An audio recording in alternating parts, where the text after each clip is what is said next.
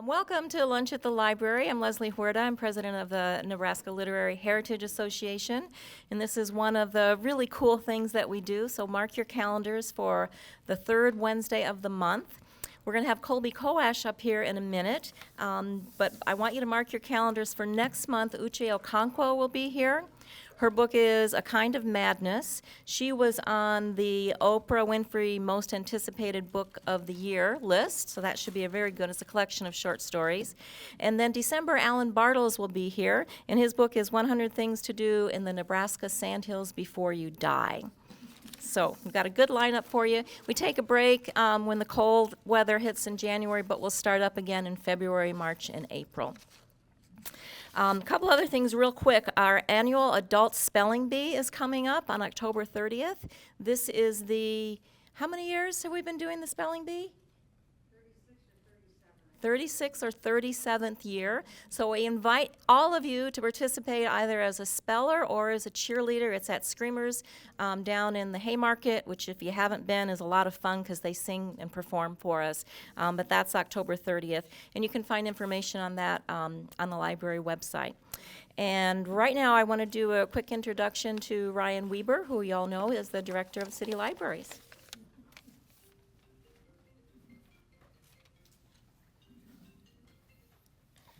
Good afternoon. Good to see you again. Thanks for being here. It's always good to have a gathering of folks who love books, who love literature, and to meet an author I don't think we've seen here before at this event. So welcome, Colby. Oh, well, all right. We can't wait to hear your story.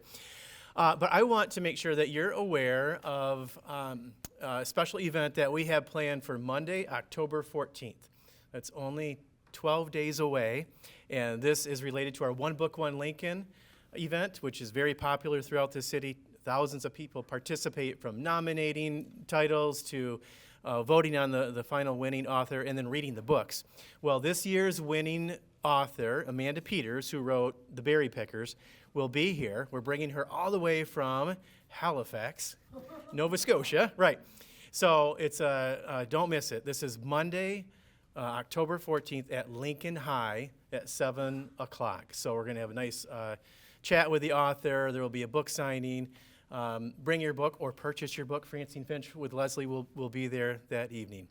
So that's my news. Thank you. Great. Thanks, Ryan. Yeah, Amanda Peters, Berry Pickers. If you haven't read that book, you got to pick it up. It's available here at the library also. Okay, the reason that we are here, and a reminder that we are being filmed for Link TV, so just so you know that if you're walking back and forth, you'll be on the recording. But I'd like to introduce Colby Coash. Colby is a former state senator of Nebraska. He hails from the heart of rural America, Bassett. Any of you from Bassett? Yeah? Okay. The population there is just over 1,000 people, where his father and grandfather owned and operated the fertilizer plant, the backbone of the rural community. He has extended his political experience as a state senator and is now lobbying for education. Colby lives in Lincoln with his wife Rhonda and his own legacy, Cole, and he even gets a movie role once in a while, so you'll have to ask him about the title of his book, Running Naked. But please give a warm welcome to Colby Coash. Okay, this will be hard for me to stay still, but given that there's a camera and I'm being filmed, I'll try to stay still so he doesn't have to follow me around the room. But yeah, thank you for the nice introduction. I appreciate that. My name is Colby Coash. I appreciate y'all being here. I'm a first-time author, so a lot of what I've been doing through this journey is all new to me. Every time I do something as an author, it's like, well, that's the first time I've ever done that. A couple nights ago, I did my first book club and spoke to some ladies who had purchased the book and wanted to ask me about it. So everything is new, and I really appreciate the opportunity to come out and talk about this book because I'll talk about the writing for a moment. Writing a book is pretty lonely. It's one of the loneliest things that I've ever done because there's just nothing social or communal about writing. It's you and a screen, and I couldn't sit on the couch and bang out a couple hundred words while I'm watching a sport with my son. I couldn't do it in the car while I was with my wife. It was the most solo activity that I've ever engaged in. But it was a lot of fun. It was very hard. It was humbling. There's a lot of healing in writing. And one of the things that's popped out of this for me is I've become such a big advocate for anybody to write their own story, whether it's just something they write and they just print out and give to their loved ones. But it really has shown me that everybody has a story to tell. And I started to think about telling my story a couple of years ago. Like a lot of us, it was during COVID, and I was all locked in the house. People weren't going anywhere, doing much out there. And we were in my neighborhood here in Lincoln. People were just walking their dogs, walking their kids. Everybody's walking. And I was doing a lot of that too, but I was listening to audiobooks as I was walking, and I happened to listen to a memoir, and it was a good memoir. And I kept listening to the stories of this author, and I kept thinking to myself, well, I have really cool stories, so I should, and I'm a former politician, so I come with an ego for that reason. But I thought, well, if I write these stories, people will want to hear about these things that I did or things that I went through. And so that's kind of where my journey started. But as was said in the introduction, and there's some books up here, but I wanted to, if you look at the back, next to me there's a photo of a sign. You know, when you go into a sign in Nebraska, it gives you the name of the town and how many people live there. Well, I grew up from Bassett, and I did see a couple hands. Who knows where Bassett is? Okay. All right, well, that's pretty good. Depending on where I'm at in the state, many people know, some people don't. But Bassett is a very small community, for those of you that don't know. It's in the Sandhills, right? It's right in the center of the state, and it's just south of the South Dakota border, kind of along the Niobrara River. So Highway 20 runs east and west there. It's about halfway between Valentine and O'Neill, and that's kind of how people tend to orient themselves a little bit to Bassett. But I grew up there, and as the photo on the back says, when I was there as a kid, it was 1,010 people. And it was 1010. I always thought that was really interesting. And my whole world was in that community, and so all my family was there. So I have a sister, and I had two parents at the time, and I had two grandparents on each side, and another great-grandparent here and another great-grandparent there, and that added to 10 as I was growing up. And I always thought that was really cool. If we all left, Bassett would be a flat 1,000. And so I don't know, I thought about that every day because I went by those signs every day. But that's where I grew up. And I kind of had, in a lot of ways, this book is a love letter to that small community. You've heard the term, it takes a village to raise a child. Yeah, well, that was kind of my story.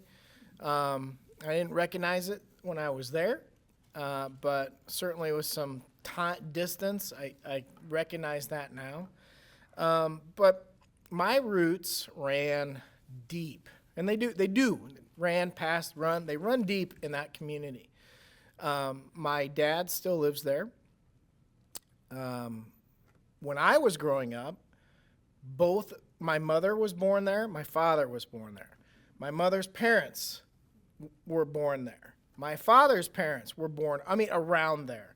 And then I went even further into my great-grandparents. My great-grandfather kind of brought that side of the family to that community. And then on the other side, my other great-grandfather had been there a long time, and he was mayor of the town in the late 1800s. And so I had like this firmly planted lineage and roots that just ran so deep that I felt like there was no getting out of like that town, both literally and figuratively.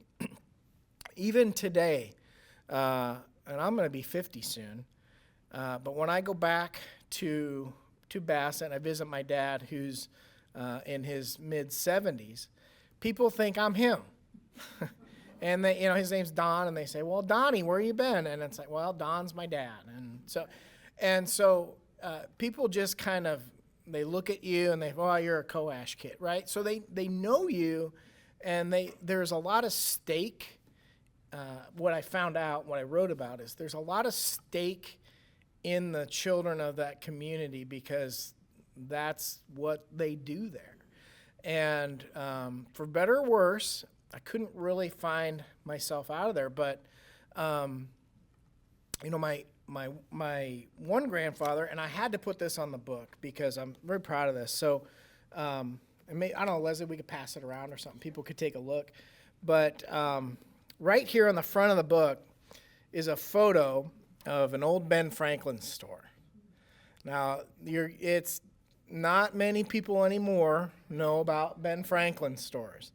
But my grandfather ran the Ben Franklin store, owned it. He came back from World War II, was working for J.C. Penney, and then got it, and that's how he got his start in retail. And then he opened up the Ben Franklin store, and it turned out it was one of the last ones in the state. Ben Franklin as a franchise kind of went down, but I felt like I kind of grew up there. And when I was writing this book, I went to the Historical Society in Rock County. They gave me this panoramic photo of Main Street, and right there was the Ben Franklin. And so I was really proud to put that up there and kind of honor him in that way. And then across the street was the Phillips 66 gas station that my other great-grandfather, had started and passed down to my dad or to my grandfather. And so that was kind of a community hub, right? Was right there on the corner of Main Street. And I remember, if I was riding my bike, and one time I wrote about this in the book, I kind of almost sideswiped a little, to me she was a little old lady, but, and before I got home, she had gone over and told my grandfather, who had told my grandmother, who was a teacher at the school, who had called my mom, who was home, and I got home. She said, you need to be more careful, and you almost ran over Neva. And I thought, geez, how am I going to do anything in this town if everybody is just watching me like a hawk? And so that's a lot of what I wrote about. And the feedback that I've received from the book has been really interesting. I have a life as a former politician. People don't seem to be as interested about that, and that's fine. I didn't write very much about that. But what people are interested in is what was it like to grow up in these really small communities? And so that's what I wrote about. And certainly Nebraskans have glommed on to the small town, because even those of us that are now in Lincoln, many, like myself, didn't start out in Lincoln. They started out, at least their parents or grandparents kind of started out in these small communities, and they found their way to bigger city. But the feedback's been really good. I'm getting contacted from people that grew up in other states but in a small town and said, you wrote about my small town too. And that's been really fun. So I grew up in the 80s, 80s and early 90s was kind of my era. I'm a Generation X kid. We were kind of feral. I have a chapter in there called Feral Teenager. I wasn't well supervised. I was certainly loved, but not well supervised. And I found myself in some trouble growing up. And that was a little bit of what I wrote about, is how I dealt with those things. But the moral, I don't want to say moral of the story, but kind of the theme of the book that I wrote was how this community kind of raised me, how I kind of shunned them away. But when I wrote this, I wrote it from the perspective of a guy who's now a parent himself and trying to raise my own son. And I'm thinking about, oh my God, all these things that I did. And if my son did the things that I did, how I would be reacting to. And my father ended up kind of being the hero of the story, because I really was a tough kid to love. And he kind of stuck with it when a lot of people didn't. But I ended up had some unique experiences that I wrote about, And I kind of strung them together throughout this book, and it ended up with it ended up with this theme of running. And the title was the last thing that I ever wrote about this book was this title, but it's called Running Naked, and it's not a dirty book. There's no dirty pictures in there, you know. People ask me all the time, am I going to see something I don't want to see in a photo in this book? And the answer is no. But running became this theme of many of the stories that I wrote. Ultimately, it was about me kind of running away from that small town, and because I felt like I had a career path, a vocation that was taking me in a different direction, and I just didn't see a path forward. So my father was my grandfather started the fertilizer company. So everybody in small town Nebraska is connected to the agriculture industry. And so my family is no different. So my grandfather started a fertilizer company. My father took it over. And one of the stories I write about in this book is right in the mid-'80s, right? The farm crisis. Many of you remember that? Well, I wrote it from the perspective of a little kid, right? Because I wasn't thankfully asked to be in the adult world of the farm crisis. I was just the kid of a family who was dealing with that. But the farm crisis kind of killed my grandfather. He died very young. This is crazy. I'm almost 50. He was not even 55 when he passed away through an aneurysm, primarily from the stress of the farm crisis. So through the 80s, he's running a fertilizer plant. My dad comes home. He runs the fertilizer plant, marries my mother. I'm born. And I spent a lot of my youth sweeping fertilizer bins and kind of learning the trade. And I just didn't see, it wasn't a vocation that was calling me, if that makes sense. And I wrote in the book that sometimes you choose a vocation, and sometimes a vocation chooses you. And the vocation that chose me was not in the fertilizer industry. And I have a lot of thoughts about that. Regret's probably not one of them. But when you're growing up in a small town and you know, all my friends, if their parents were farmers, they became a farmer. And if their parents were ranchers, my friends took over the ranch. And if your mom was a teacher, you became a teacher. And if your dad drove a truck, you took over the truck. And so everybody's vocation was kind of laid out before the kid even took his first steps. And that was pretty clear to me early on when I'm sweeping fertilizer bins. And then all of a sudden the farm crisis hits, my grandfather passes away, and it got real ugly for a lot of families. And so I wrote about some of those stories. But I was very fortunate. I had this community that tried their best to raise me. There's another little place I wish I could have found a photo, but there's another little place in Bassett. It was called the King Cone. It was a drive-in, not the movie drive-in, but like you drive in, you get your ice cream, you know, and sometimes they come out. The one thing that Bassett gave me and my family gave me was a work ethic. And so I started working very young. And I kind of had this choice. Do you want to go sweep fertilizer bins, or do you want to get something else? And I really enjoyed kind of working in air conditioning. And working all year round, and being in a place where my friends would show up all the time. And, so I worked in this King Cone was the name of it. And I worked really hard because I knew that if I could get enough money, I could get a car. And if I got a car, I could get out of there. And because I was kind of a big deal, a kid in the 80s, at least in a small town. You know, you're kind of judged by the quality of your ride. And so I was working really hard. My dad, I wrote about this in the book, my dad had this deal. He made a deal with me. And he said, okay, you save X amount of money, I'll put that amount of money, and then you'll have that amount of money together to buy the car that you want. So if you work hard, save a lot of money, you're going to get a bigger match. And so it was a great deal. So I kind of shunned all the sports and the activities, and I just decided I would just kind of put my head down and work.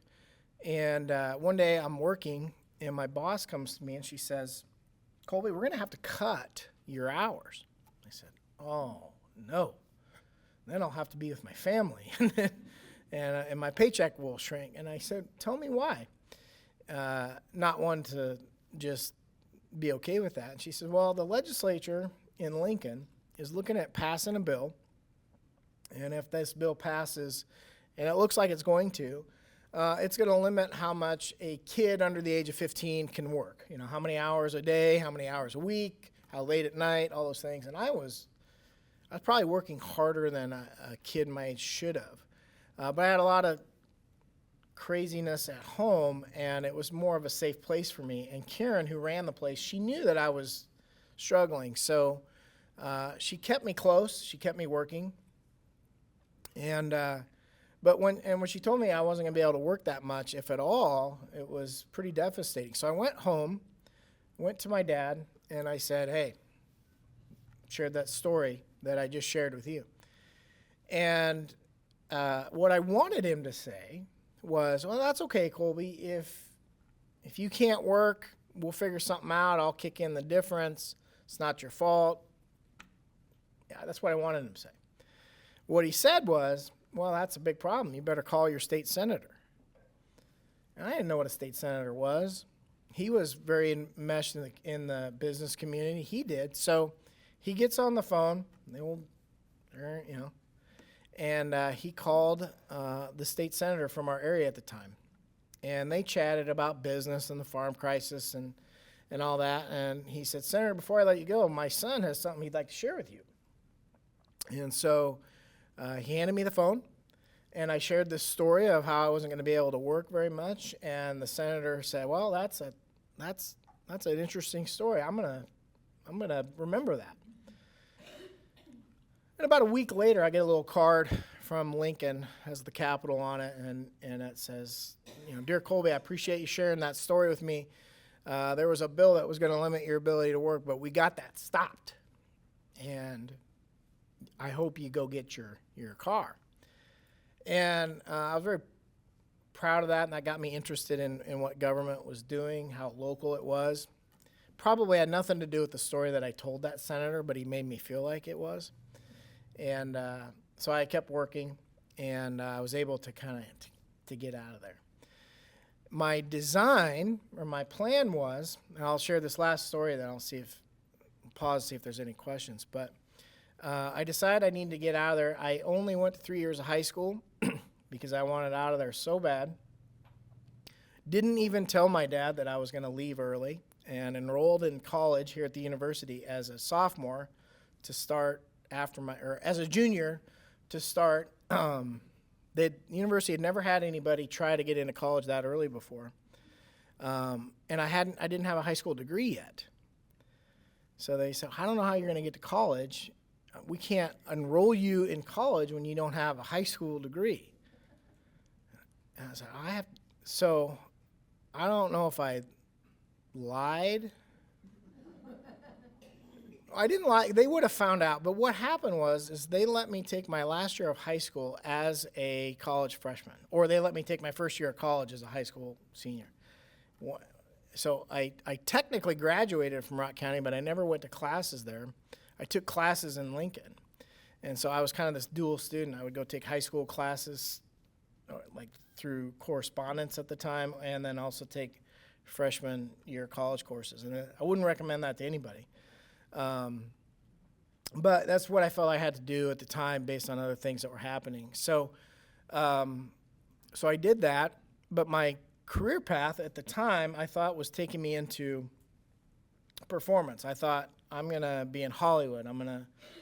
Actually, what I really wanted to do was be on Sesame Street. I had this real affinity for kids, and I thought I could be a Sesame Street performer, and I was really kind of focused on that. And so I'm doing that, and what it did is it put me into the performance program here at the university, and I went through 4 years doing plays and taking acting classes and trying to string together some type of a resume that would would get me to Sesame Street. So here's where the title of the book comes from. I'm a senior in college. I'd built up a small resume of plays, and one day a professor comes to me. He says, Colby, we got this part for you, and I think you're the one that needs to audition for it. And I said, Professor, I think I'm out. I think I've done enough. I'm ready to I was like, just as I was running from Bassett, I was ready to blow out of here too. And he says, no, I think you really need to do this part. And in the back of my mind, I hear my dad's voice, and it says, just say yes. Do those things that and figure it out later, is what he always said to me. So with his voice in the back of my head, I said, fine, I'll do it. And he said, great, it's not a big commitment. It's a small role. It's only a couple of scenes. Your commitment at rehearsal is very small, and I know you're going to be the right guy. And he was really kind of stroking my ego a little bit, because usually you have to audition for plays, and I didn't have to audition. He's just going to hand me the role. I thought, wow, he sees something I don't see. And then he tells me the name of the play, and I'd heard the name. And I said, well, what do I have what's my character do? He goes, well, what your character does is he's naked, and he has to be nude on stage. And I'd done a handful of shows, and I know this is a commitment of a 2-week run of plays every night, a couple hundred people a night. And I didn't think I heard him right. I said, what do you mean I have to be naked? He said, well, the character, you don't have to be naked, but the character you're playing is going to be naked. And your job is to come out on stage and be all angry and get in this fight with this other guy, and then you're going to storm off, and that's your part. And I had already said yes. And so if you can imagine the call I had to make to my hometown and tell them that, or tell my dad, I should say, Dad, I got this role. And he had always come to see my shows. He's very supportive. Like I said, he's really the hero of the story, but he's very supportive. And I said, Dad, I'm going to give you a pass on this one. If you don't want to come see this play, I'm good with that. He said, well, it's your last one in your college career. Maybe we should, I don't want to, I've made it to all of them before. I said, yeah, but, and so I had to tell him this story, and he came. I don't know, he just changed my diaper, so I guess big deal, but I ran across stage naked, but that's, people ask all the time, so I thought I'd share. That was like how willing I was to put myself out there at the time. So kind of, majority of the story takes place in that small town. Like I said, that's what people are like. But what I was able to do was take a lot of lessons that I learned from that small town upbringing, primarily work ethic, all right, the hard work that I learned, showing up. I kept getting promoted all these jobs because all I ever did was show up for work. And I realized how unusual that was, just to be an employee that, if you have to be there at 9, I was there at 9. And certainly not the case today, but it was, the town was very much imprinted on my heart for a lot of different reasons, and it was really a factor in a lot of success that I saw later in my life, whether it was political or as a parent, or some other cool things that I've been able to do. So I put that all into a book. Got some great advice when I was writing. The advice I got was just write it. You can decide later if you want to take it out. And so I pretty much bared it all in this book. I took a few things out, but for the most part, it's pretty raw. But it's got a happy ending. It's got a good ending in my view. It's not a political novel.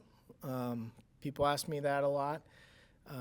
A first version of this first version of this book did have a lot of politics in it, but ultimately that didn't make the cut. Maybe it'll make a different book, but how I got into politics with the work ethic was part of it, part of the book. But at the end of the day, I really wanted to write a story about this town, and I wanted to write a story about my relationship with my dad, and the relationship I wish I had with my mom. You can read about that. But that's the book I wrote, and so it's been a lot of fun to share it with people. I really appreciate the opportunity to come here and do that. So I'll leave it at that and see if I can answer any fun questions. I already told you why it's named Running Naked, so that's the first one everybody asks. So I just started putting that into my talks. Yeah. Are there passive people in the book who you are uncomfortable talking to about the book? I was nervous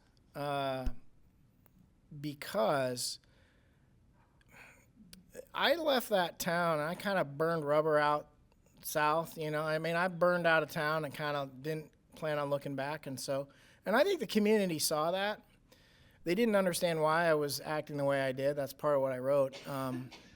So I did a book launch at the library in my hometown earlier this year, or in the summer, and I was very nervous because I know how I looked to my community, but it was great, and they welcomed me back as you would imagine a small town does, and they kind of re-embraced me, and the whole town read the book, and I'm very proud of that. And there were some stories in there. I changed some names because I didn't want to offend people or anything like that. But everybody, if you're from there, But I tried to be respectful of that. But I was nervous. I will be honest with you. Yeah. Do you have any comments on the education you got Yeah. at Bassett and whether that played any role in giving you the skills To do what I write or did? the interest to Yeah. write? So I told you my roots run deep, right? My grandmother was teacher in the elementary school. Now she's a special ed teacher, so she was never my teacher, but obviously she was always in school. My other grandmother taught in one-room schoolhouses her whole career, and we lived in town, so I didn't have to. She wasn't my teacher. But so those are both my grandmothers who raised a daughter and a son who raised me. I guess it wasn't even a thought like, should you go to college? Should you always try to be smarter? That was just who we were. Is you're a learner and you're gonna always endeavor to learn. I had a great English speech teacher who lives in Lincoln now. It's been great to share this book with her. She taught her and her husband were husband-wife teachers. She taught primarily literature, and he taught speech. And I use those skills every day, and it's been a big factor in my success. So I got a great education. And as hard as I tried to resist it, it was good. Because I pushed back hard on these teachers. I got in trouble. I was a good student academically, but I was not a good student. I mean, I gave my teachers a lot of problems, and I have some regrets on that. But it's been crazy to think about how my career path. I've had this very unique arc of my career, and now I'm in education. And my grandmothers are gone now, but they are very pleased to look down on me and see that I'm working in the education space again, because it skipped a generation, right? I went from like educators to business owners. My mom was a nurse, and then my sister and I are both in education. So who knows? It's been great, and I wrote a little bit about that, kind of that legacy that I was running from kind of hit me in the head anyway.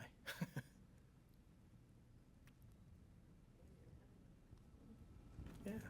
Who published it, and tell us about that process a little bit. Oh my gosh. I thought writing was hard. Publishing, so I wrote the book. I wrote a first version of the book.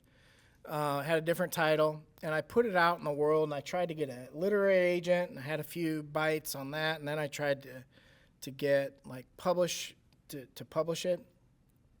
And I had a few offers there, but I was very, I don't know, I was nervous, because when you publish, it's kind of like you're giving your kid away,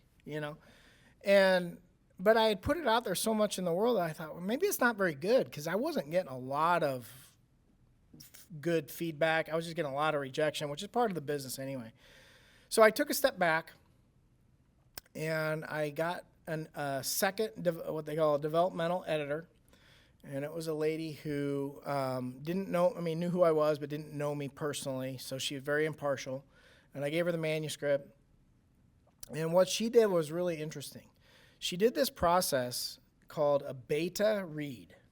Beta as in test, right?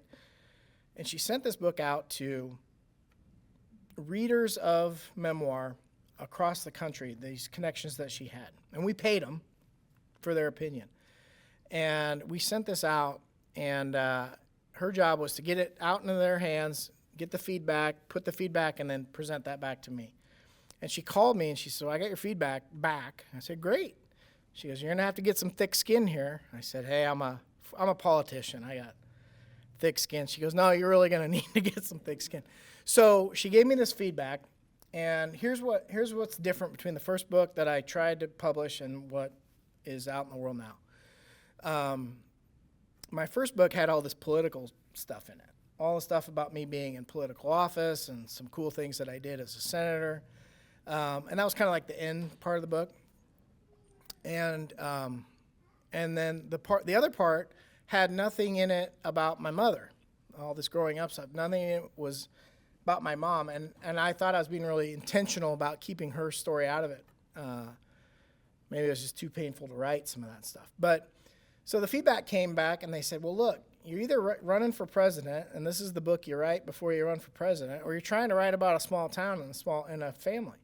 You need to pick which one you're trying to do. And that was an easy choice for me. I said, I didn't really enjoy writing about the political stuff, so I literally cut a third of the book off, the end part, and then I backfilled it with news stories that were apparently on my heart to tell anyway, because they were about my mother, which I had left out of the book. And so it got a new title, and then I started to put it back in the world, and then people started to like it. And I got some offers to publish it. And then I will say I was talked into, coached, moved to say, well, you can do that. And there were some offers,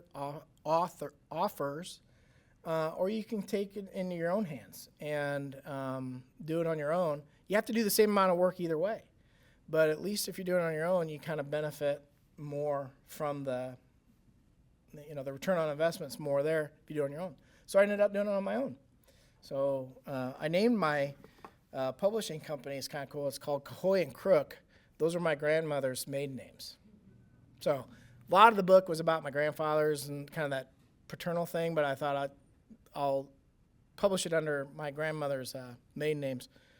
A lot of authors do that. I thought it was clever. And they're both C's, matched my initials, so I was like, boy, am I clever, I can do that. But so that was the road that got me there. And I'm very happy with that decision, because I'd be doing these kinds of things anyway. And now I can benefit from that and not a big publishing company. So Leslie's been carrying my book since it came out, and I love having that direct relationship and not having to mess around with some publisher. Colby, tell us a little bit about your acting gigs. Yeah, so, and part of this was, I suppose, because I didn't want, my father kind of helped pay for this acting degree that I got.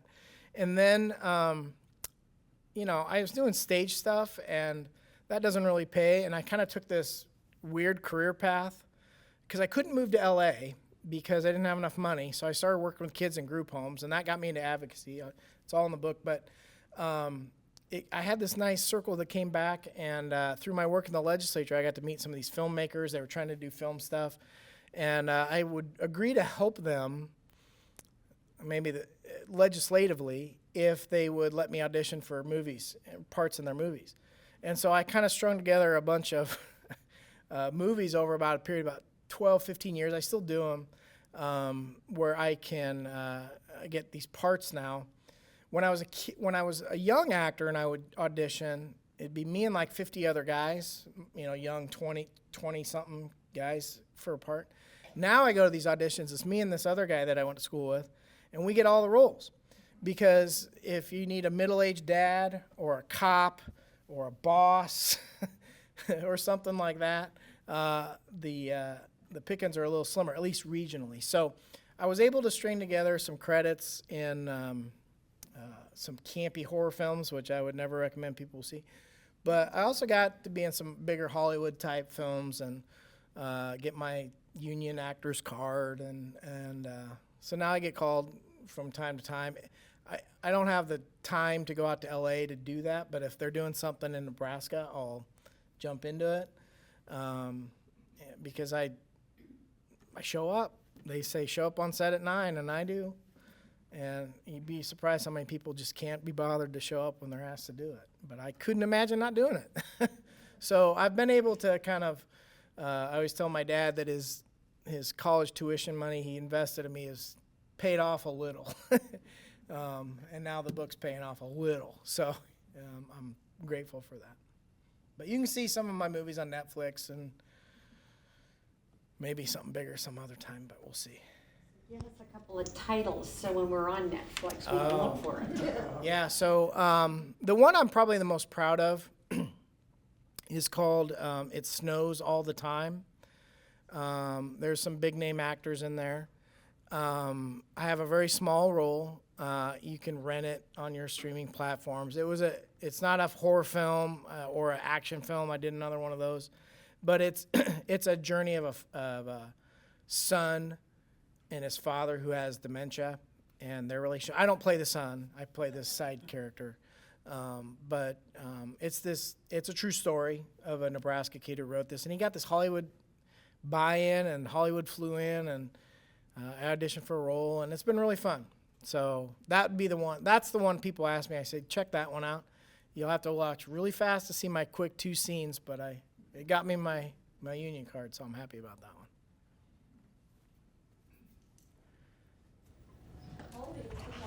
Thank you. Thank you so much for spending the lunch hour with us. Well, I appreciate it. And I want to really thank Leslie. She's retailed my book. So if it's interesting to you, I'd love for you to talk to her about picking up a copy, either today or down the street, because she's been a great partner. So I really appreciate that. Maybe the library will start carrying it. That'd be kind of fun. So, but if not, I do have some cards that will show you how to get the book as well. So thank you very much.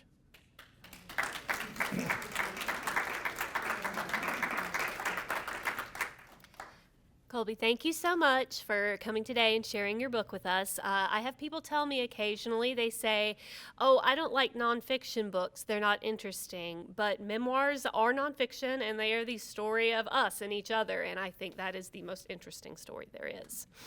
And so on behalf of the library and NLHA and the Heritage Room, this is just a little token of our appreciation for you coming and sharing your story with us today. Thank you.